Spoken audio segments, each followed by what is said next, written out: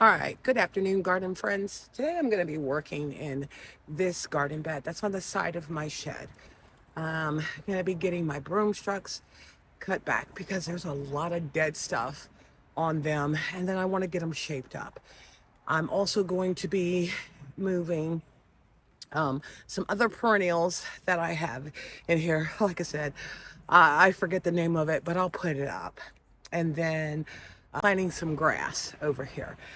I am striving for low maintenance for my full sun garden area. Now, mind you, this area does get sun, but we have a big tree here that sort of has it more filtered, and the perennial that I'm going to be putting in here is a Carex, can handle sun as long as it's well watered. And this area does get well watered because the yard is on a slope, so everything runs, down here. So, like I said, I'm going to get the hydrangeas trimmed back, get the perennials that I have in here dug up, and then go ahead and get the grass in and this area mulched. Just trying to get things prepared for the fall, and so everything is nice and beautiful come spring. All right, so this is the area that I am talking about. I'm gonna do a hard cut on my broomsticks. I'm gonna do a hard cut on them. As you can see, I do have buds on here, but there's a lot of damage, a lot of dead stuff. And because I'm going to be moving these guys, even though this is in the shade now, it's too hot for them. I'll post the name of them up, and then I also have this here, and this here is called Carm. It's an amenities, and I have another one over there. Even though it is now shade over here, it just gets way too hot. So, like I said, these two are getting moved. The anemones is going to get moved, and then I'm going to do a hard cut of my broomstruck hydrangeas with the hope that there's just not too much damage from the woolly aphids. Yeah, after further reviewing of this broomstruck, anything that is not green, I'm gonna cut off, because this looks bad. And then I was checking, so brittle. Oh no, you still got the green there under the, what is it, the ambient layer. Yeah, this one here looks like it's dead.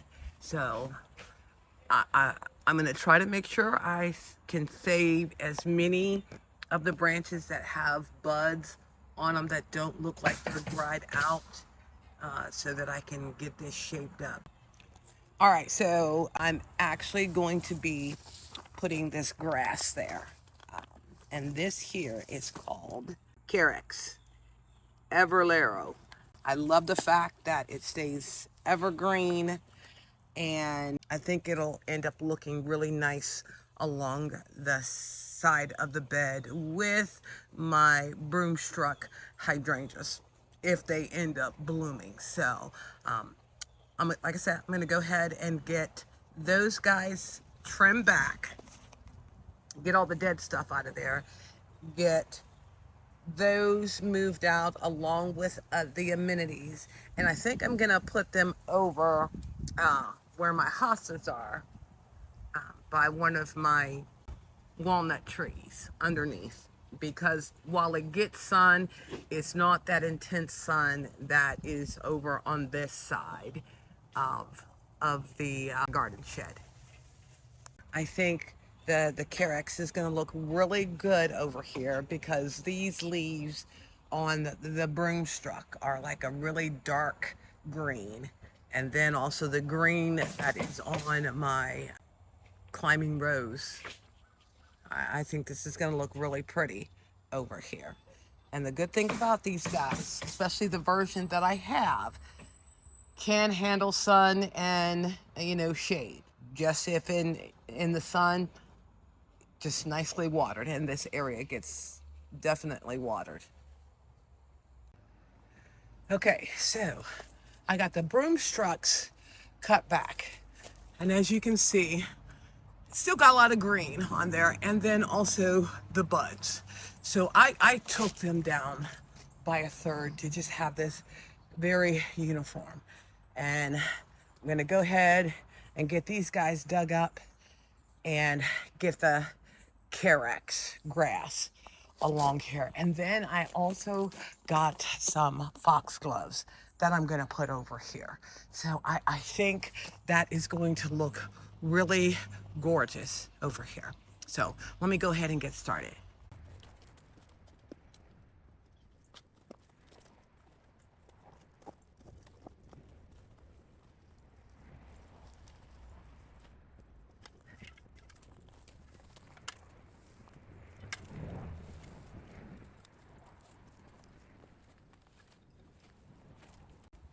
Okay, so I got those dug out.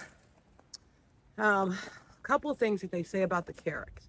You don't cut those guys back, but anything that is brown, get those guys pulled out. So before I get them in the ground, I'm gonna just go ahead and get all of that cleaned off of them, and then I'll get back on and get these guys in the ground. All right, guys, look at this. This thing is so root bound. I'm gonna take my hurry knife, cut about that much off of the root, and loosen this up and get it in the ground. This is crazy. So, because it took me a while, I wasn't able to get all of it, but it said don't cut it, but to pull them. So I was pulling out some of the brown, but it's supposed to rain. So I'm gonna go ahead, get these guys in the ground, and then, you know, cleaned up, and then get back on and show you what it looks like. All right, so I got the carex planted, and I think that looks so nice. And then trimmed down my broomstrucks, and then I did plant in, I think they're called accessory foxgloves. They are like multicolored. So I got those guys planted in there. Now before I end up mulching this bed, guys, I got to get all these leaves and stuff blown out of here. So let me go ahead and do that. The other thing I did was, look at this. It's just so messy with these trees. Ended up planting my yellow flowers, and I'll put the name of them up here. And I have a small rose on both sides, and then I got some boxwoods that I put in the front, and then the hydrangea is the centerpiece. I figured I didn't want to put them over there because that is a black walnut tree. So, but I'm gonna go ahead and get this all cleaned out, get these leaves blown, and then go ahead and put the mulch down. All right, guys, so I got my grass in, my foxgloves, the broomstruck, hydrangeas trimmed, and I think when this fills in, it's going to look gorgeous. And I don't know about you guys, but, you know, being a gardener, I think I'm a little excessive. Because we did end up blowing out the garden bed, and the leaves are still falling, and it's driving me crazy. But I did get the back bed cleaned out, trimmed down the hostas, and mulched And then the same for this bed. But I got to get some balance. I know I do. Gardening isn't supposed to be perfect, but maybe that's why I can't always stay on top of things. But this looks really nice. Oh, the one thing that I did do, and I did it a couple weeks ago, my, oh, what is this? Rose of Sharon here.